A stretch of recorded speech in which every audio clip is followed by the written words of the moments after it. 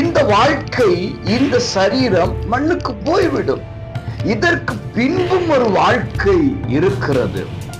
அது அழிவில்லாத வாழ்க்கை. ஆக நிரந்தரமான அந்த ராஜ்யத்திற்குரிய காரியங்களை நாம் நாட வேண்டுமா? அன்பானவர்களே, இயேசுவின் இன்ப நாமத்தில் உங்களை மனதார வாழ்த்துகிறேன். கர்த்தர் உங்களை ஆசீர்வதிப்பாராக. கொலோசியர் 3:2 பூமியில் உள்ளவைகளை அல்ல, மேலானவைகளையே நாடுங்கள். நாம் இருப்பது பூமியிலே, ஆனால் நாட வேண்டியது மேலானதை.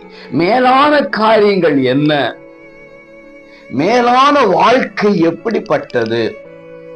மேலான அந்த ஸ்தலம் எப்படிப்பட்டது என்று சொல்லி பரிசுத்த வேதம் தெளிவாக நமக்கு காண்பிக்கிறது. யாரெல்லாம் செல்ல முடியும்? அது எப்படிப்பட்ட ராஜ்யம்? அழகா வேதம் நமக்கு போதிக்கிறது. இந்த வாழ்க்கை, இந்த சரீரம் மண்ணுக்கு போய்விடும்.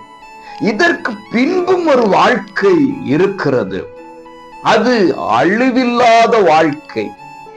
இது அழிவுள்ள வாழ்க்கை. ஆக முடிவில்லாத, அழிவில்லாத, நிரந்தரமான அந்த ராஜ்யத்திற்குரிய காரியங்களை நாம் நாட வேண்டுமா?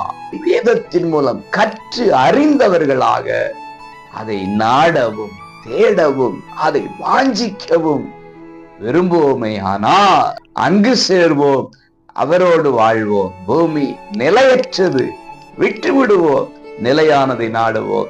God bless you.